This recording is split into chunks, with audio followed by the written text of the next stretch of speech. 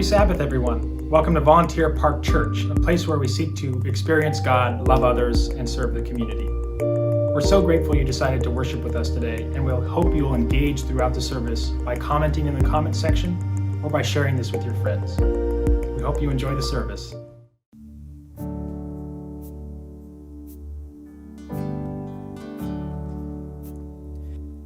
I sought the Lord, and He answered me, and delivered me from every fear. Those who look on Him are radiant, they'll never be ashamed, they'll never be ashamed. This poor man cried, and the Lord heard me and saved me from my enemy. The Son of God surrounds His saints. He will deliver them. He will deliver them. Magnify the Lord with me. Come exalt Him. Come exalt His name together. Glorify the Lord with me. Come exalt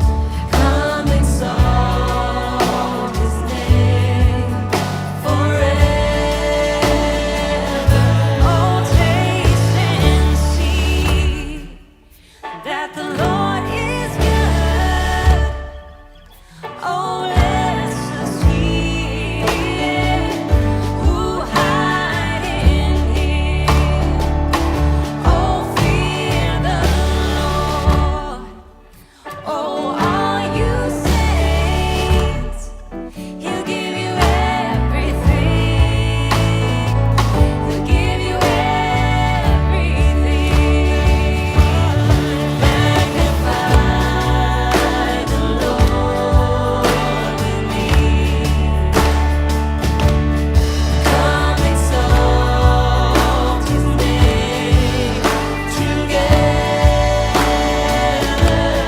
Glorify the Lord with me. Come exalt His name forever.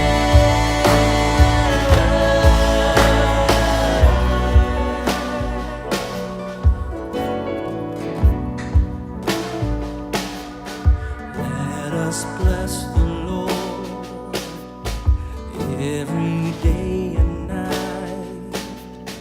Never-ending praise. May our incense rise.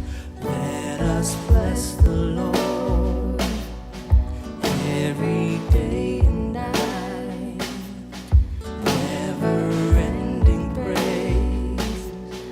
May our incense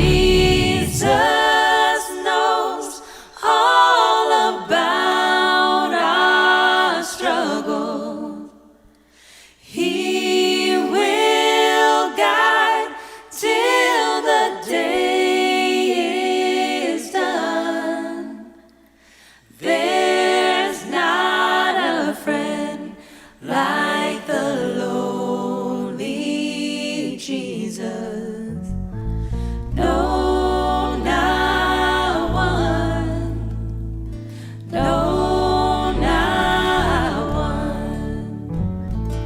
No, not one. No, not one.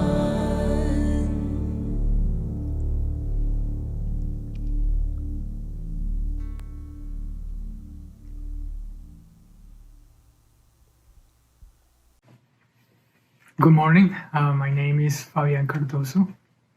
And before I start, I would like to say that I am not a trained theologian.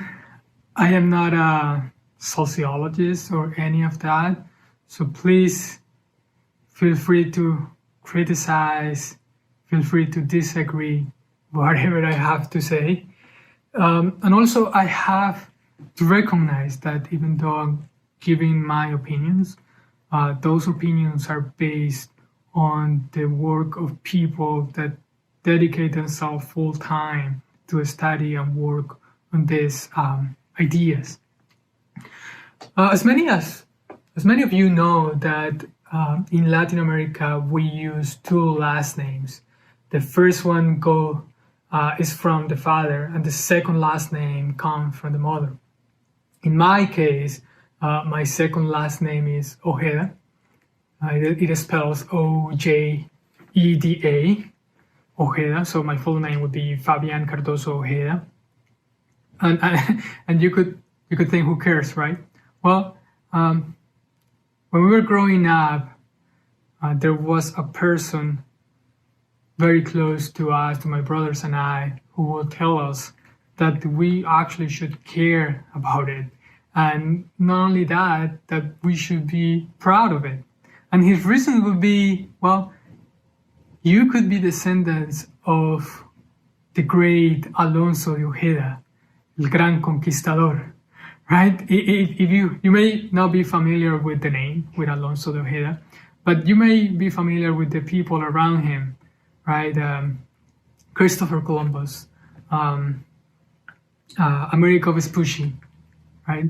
Alonso Ojeda would be part of the second expedition of Christopher Columbus, and he will travel from 1493 to the Caribbean islands, to the north coast of South America, Venezuela, what is today Colombia, where I'm from.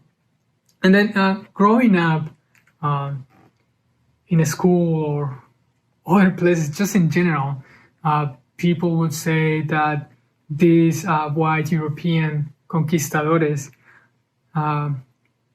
were these courageous people who would cross the dangerous ocean to bring civilization to this part of the world, that they will give us the identity that we have today, right?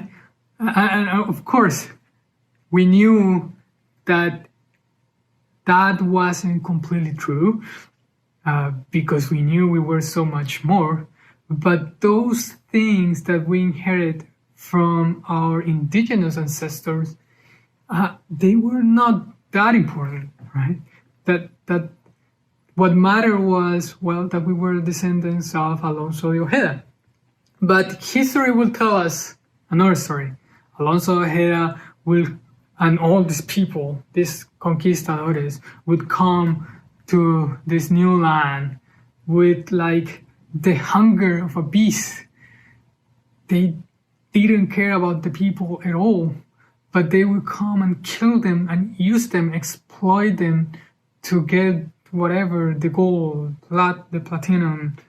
And if they didn't kill them, and if they didn't die for the labor they had to do, well, they would die because all the infectious diseases these people from Spain will bring, right? And the worst part is that they would justify this even using the Bible.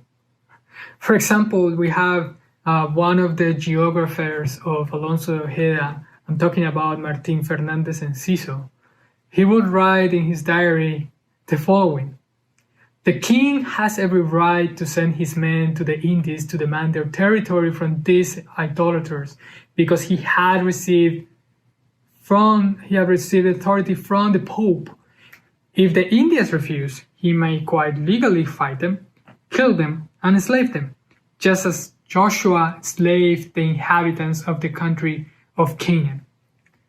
So this group of people would come, and they will bring a belief system to justify their action, to dehumanize the people who were already in the land, and they have been there for centuries.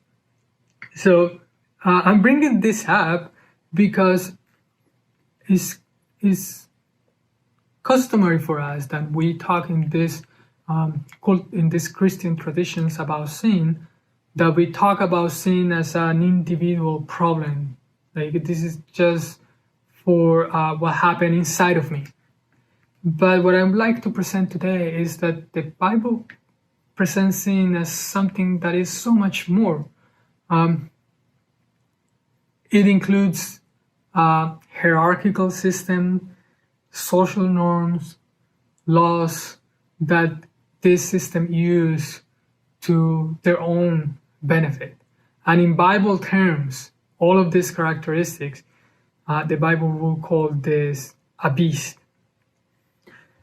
But in contrast of this beast, the Bible also gives a very interesting and amazing concept of what is humanity. And we can see that in the book of Genesis. In the first chapter of Genesis, at the beginning of the story, the Bible presents us a cosmos that didn't have any land to live, didn't have any sky. It will only have water, chaotic, dangerous, and inhabitable waters. And then in the narrative, we see God going in a sequence of steps in 6 days, going there, bringing light, order, and life, right? But then at the 6th day, he would do something very remarkable when he creates humans. More than the fact that he did it according to the narrative is what he says about them. And I'm going to read from Genesis 1, verses 26 and 27. It says, "Then God said, let us make human beings in our image, to be like us. They will reign over the fish in the sea, the birds in the sky, the livestock, all the wild animals on the earth, and the small animals that scurry along the ground." So God created human beings in his own image. In the image of God, he created them. Male and female, he created them. And why I say that this is remarkable? Because in this verse, God puts all human beings at the same level. All of them are equal, are all equal images of God. And what is maybe more remarkable than that is that they gave human beings a role, right? To rule.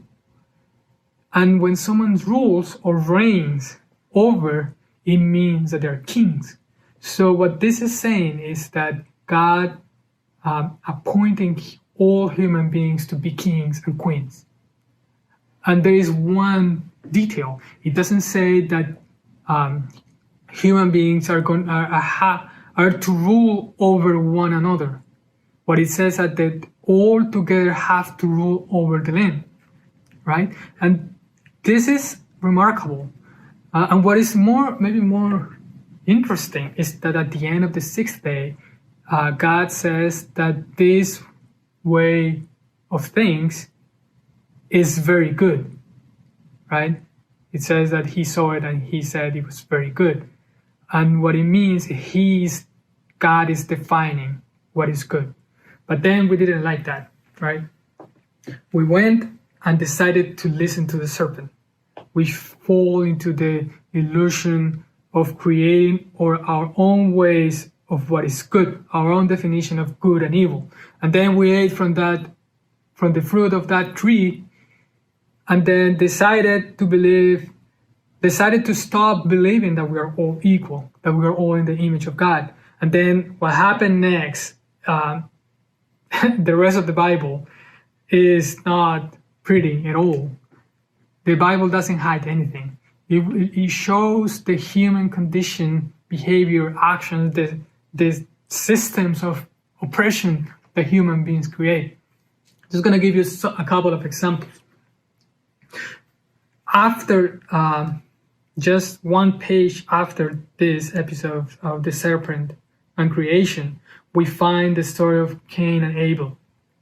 Right? If we remember, both brought their offerings to God. God accepted Abel's offering, but didn't accept Cain, and he just gets enraged against his brother to the point of wanting to kill him. Right? But what is interesting is what God says to Cain before he kills his brother. If you look at Genesis chapter 4, verse 6, it says the following: if you refuse to do what is right, God is telling Cain, then watch out. Sin is crouching at the door, eager to control you, but you must subdue it and be his master. So it is interesting. God is saying, look, if you just follow those instincts that you're having right now, there is sin like a beast ready to attack you. And I guess Cain didn't listen at all. He just believed that his brother wasn't worthy of being alive, and he kills him. But then this assassination escalates, and it escalates in such a way that when you keep reading the narrative in the Bible and you get to Genesis 6, everything's just horrible. For example, in Genesis 6, verse 11, it says that God saw that the earth had become corrupt and was filled with violence. So it was not just one single or just episodes of violence here and there. It was a thing that happened in the whole world, right? And then this pattern keeps repeating. Even after the flood, you find that the descendants of Noah created something called kingdoms. And it's not difficult to see what a kingdom was. It was a system where you have one person, the king, who was over the rest, and it was also a group of people, a small group of people. And then these people at the top, even the king, they were considered even gods. So they would take advantage of their position to exploit all the people at the bottom for their own benefit. And then you see examples of all of these kingdoms in the Bible: the Assyrian kingdom, the Egyptian kingdom, Babylonian kingdom. And the Bible is not silent about this. Even Israel was like this. And the Bible is not silent. It uses specific ways, specific words to describe them. And I want to show you one of them. If you look in Ezekiel, the book of Ezekiel, chapter 29, verse 3, you will find this here, God talking to Egypt. It says, "Behold, I am against you, O Pharaoh, king of Egypt, the great monster who lies among his rivers, who says, the Nile is mine, and I made it myself." And then when Israel was exiled due to the Babylonian Empire, the prophet Jeremiah says this about Babylon. In Jeremiah 51, verse 34, it says, "King Nebuchadnezzar of Babylon has eaten and crushed us and drained us of strength. He has swallowed us like a great monster and filled his belly with our riches. He has thrown us out of our own country." So these kingdoms are called monster from the sea, monster from the river, right? And if we remember from Genesis 1, the sea, the waters are not a positive thing. They represent chaos, darkness, and death. So what I think this means is that the Bible is telling us, well, these are monsters, these are chaotic monsters they're bringing to us destruction, they're bringing to us chaos, they're bringing to us death. So if we come back, we started from an assassination and evolve to this whole system, horrible system of oppression, right? And why I'm saying this, because what I'm trying to say is just the sin is not just that. It's not that individual sin, that individual decision, action. It's not that, but it is also a systemic problem, right? And this is what the Bible wants to deal with. And I want to cite this theologian from Spain talking about these systems that are created from sin. The theologian name is Jose Ignacio Gonzalez Faust, and he says this: sin is not just something done by each individual, but is also committed inside sinful structures, which are created by human beings. When human beings sin, they create the structures of sin, which in their turn make human beings sin again. So as such, here we're not dealing with isolated problems. We're dealing here with a systemic problem. And then we can go further and look at one of the most amazing chapters in the Bible for all the images and symbols that it has. I'm talking about the book of Daniel, the chapter 7. So this chapter presents one of the most remarkable dreams in the Bible. It is a dream that Daniel had. And I want you to see it. I want to imagine the dream before trying to interpret what it means. So I'm reading from Daniel chapter 7, verse 2 and 3. It says, "In my vision that night, I, Daniel, saw a great storm churning the surface of a great sea, with strong winds blowing from every direction. Then 4 huge beasts came out of the water, each different from the others." So here we see again these chaotic waters, and then these monsters coming out from there, like we saw for the images for Egypt and Babylon, right? And then the chapter goes and describes in detail the 4 monsters. But I wanna here just pay attention to the 4th one, and those are in verses 7 and 8. It says, Daniel says, "I saw a 4th beast, terrifying, dreadful, and very strong. It devoured and crushed its victims with huge iron teeth, and trampled their remains beneath its feet. It was different from any of the other beasts, and it had 10 horns. As I was looking at the horns,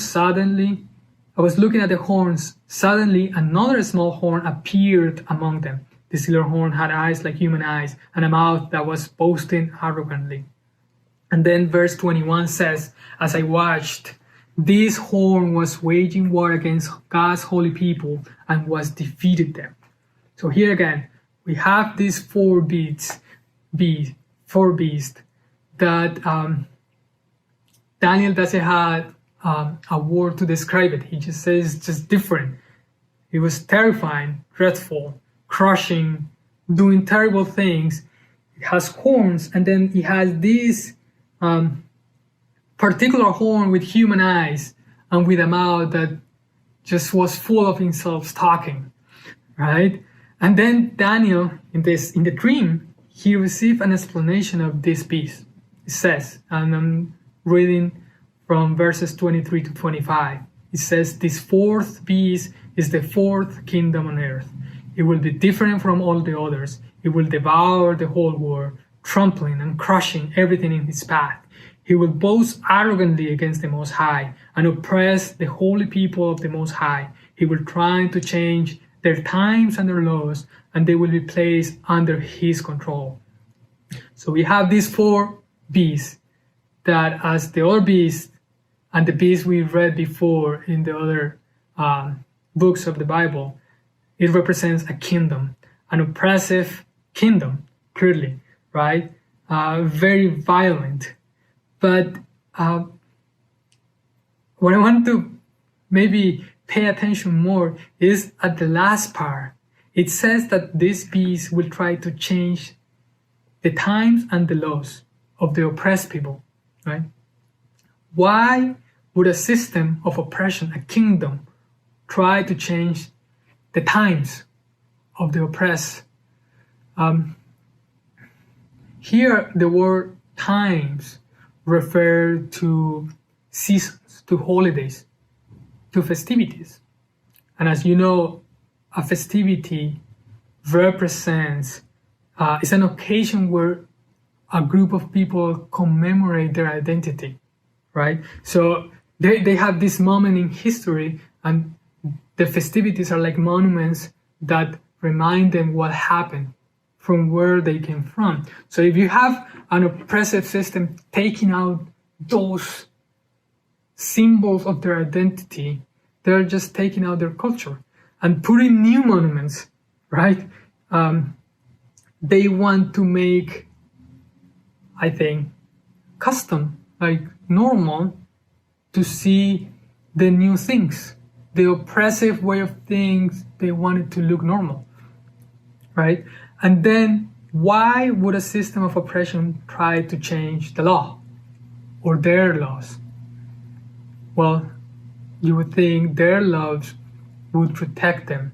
So if you take them out, well, it would be easier for the oppressor to exploit, to use the people, right?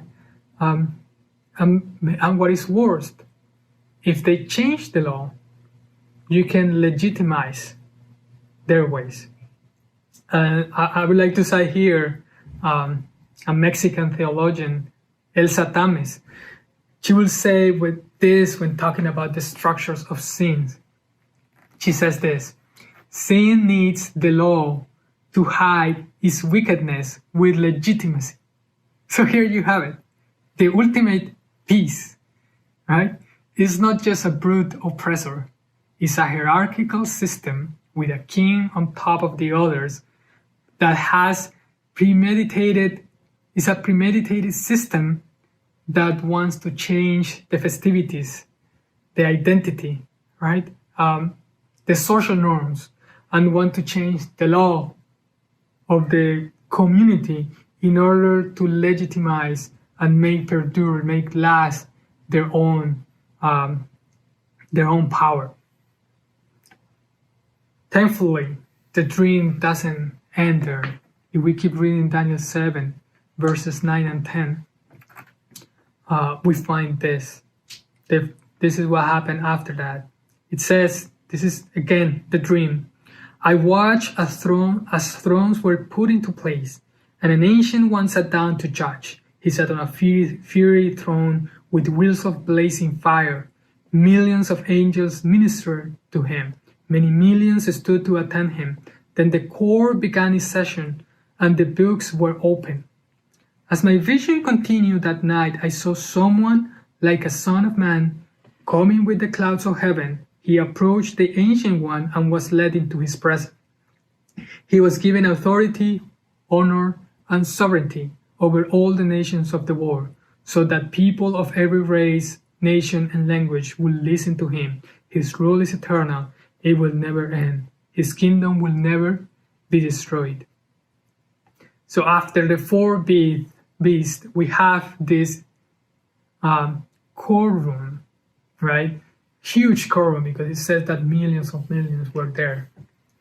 And then we see thrones, and a specific throne that was on fire, and then an ancient one came and sat on that throne.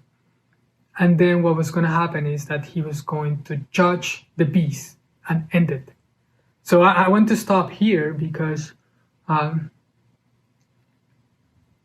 what this is saying is God will judge the systems of oppression represented by this beast and put them to an end. I just want to say that because that brings hope, right? And the curious thing here is that during the dream, in the judgment, there is another person, there is a Son of Man coming in the clouds to sit next to the Ancient One, right? And the phrase Son of Man just means human. So a human came during the session as at the same time they're judging the beast. So the question is what this Son of Man has to do with the beast, right? What are the relationship between the two? And the text here gets cryptic because it doesn't answer all the questions. But fortunately to us, there are texts in the New Testament that make references to this dream. And more importantly, it has reference of how Jesus saw this dream. And I would like to present one of the texts when I think Jesus is making a direct reference to the beast, to the Son of Man, to this judgment scene. This happened when Jesus is on trial before crucifixion. He's in front of the high priest and the Sanhedrin. And then during the trial, this happened. This is Matthew chapter 26, verses 63 to 64. It says, "Then the high priest said to Jesus, 'I put you under oath before the living God. Tell us if you are the Messiah, the Son of God.' Jesus said to him, 'If you say so. But I tell you, from now on, you will see the Son of Man seated at the right hand of power and coming on the clouds of heaven.'" So this is remarkable because, these people around him, this Sanhedrin, this high priest, they were Bible nerds. If Jesus uses this phrase, the Son of Man, or sitting in the throne of power, they would know they were referencing to Daniel, the dream of Daniel, right? So the questions are, who is Jesus saying is the Son of Man, right? Well, he's referring to himself. He's saying, "I am the Son of Man." But if he's saying he is the Son of Man, who are the priests and who are the system that is judging Jesus? Who are they? Well, they're the beast, right? And this is pretty remarkable because Jesus is telling this group of people, this specific group of people, the leaders of the temple, are saying, "You have become a system of oppression that is hierarchical. With you at the top, you're getting benefits from the people below you in your hierarchy. But not only that, you are manipulating the fees, the norms, the laws to empower just yourself, right? And don't care about the rest." So this is a direct accusation of Jesus to these people. And maybe what is more remarkable is the last implication, right? Because he is taking these symbols from a dream, but the dream is about judgment, and the judgment is on the beast, right? So if Jesus is accusing, is telling them and the system behind them that they are the beast, they're telling whatever you're gonna do to me, this is the very thing is gonna judge you, right? This is the very thing that is gonna start to break you down, and from that moment on, what he is saying, a new way of things is going to start. And you look the book of Acts, you look Paul letters, and they have this narrative of a new creation starting, where we are coming back to the place where human beings, all of them were rulers or kings, all of them were equal, right? Those hierarchies, we're starting a new kingdom where all are equal, to dismantle that system where there are hierarchies. So you find places in the Bible like this one, for example, in the book of Galatians, chapter 3, verses 26 to 28, that says, "For you are all children of God through faith in Jesus Christ, and all have been united with Christ. Therefore, there is no longer Jew or Gentile, slave or free, male and female, for you are all one in Christ." So you see, at the end, all the problem, the beginning of the kingdom of God, the peace, this is not about a formula for my individual salvation using cultural, what we normally, the phrases we normally use in Christian churches. This is about the recognition that human beings are supposed to see each other as the image of God, regardless of your background. At the end, it is the restoration of the kingship of all humanity. And what this has to do with us, right? Well, I would like to suggest that a lot, because we are saying that we belong to this kingdom, right? So we have to understand what it means to sin. We have to understand, use the biblical terms and start thinking that sin can start because there is a beast that is trying to control us, right? It's a beast because it's giving us those instincts to try to dehumanize the other, right? And if we fall on those instincts, we get into this system where others are doing the same, and what it results from there is what we saw in the biblical narrative. It becomes a system of oppression. So we have to maybe end this myth that it's just about my salvation, it's just about me. That's not true. That's only a partial part of the whole thing. This is about a kingdom represented by the beast and a kingdom represented by Jesus.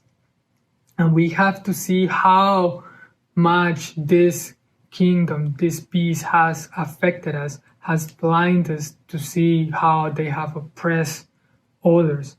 We have to let Jesus show us how we have to look at the other as equal to us and realize that we have to look at sin not just as something individual, but as a system.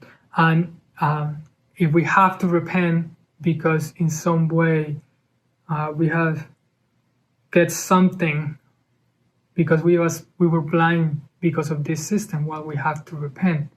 And if reparation have to be made, well, reparation have to be made. So it is maybe my invitation to let the Bible talk about this system of oppression, these kingdoms, but also let Jesus change us to his kingdom. Thank you.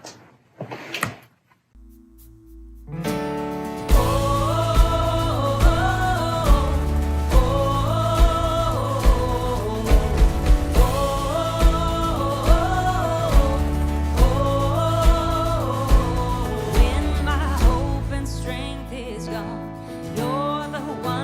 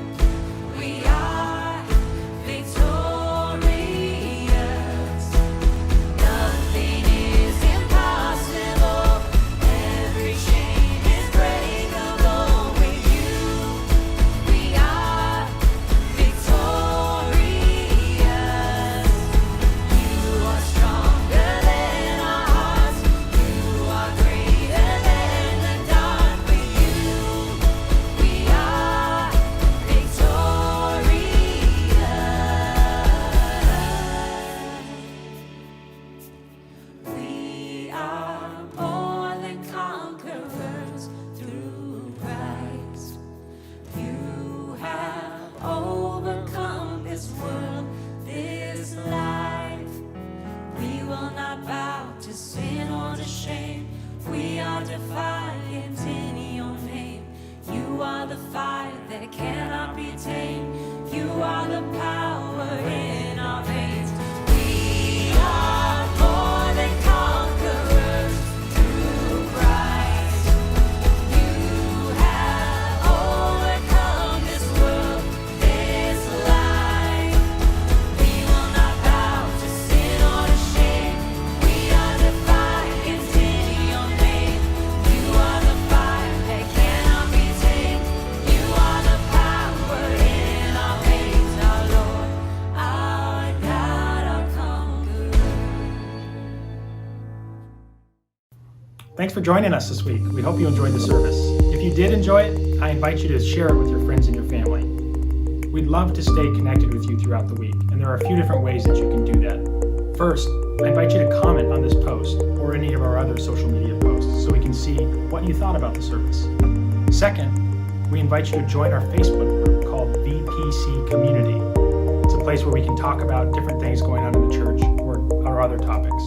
Third, we love seeing pictures of what you've been up to. We invite you to take photos and hashtag them VPC Life so that we can share content and see what everyone's up to during quarantine. We're so thankful for your continued support. And if you'd like to give or you feel compelled to give, I invite you to do so on our website at volunteerparksda.org/give. If you are in need or you know someone in need and you need to reach out to the church leadership team, I'd invite you to send a message to info@volunteerparksda.org and we'll get right back with you. Thanks again for being a part of our church family, a place where we seek to experience God, love others, and serve our community.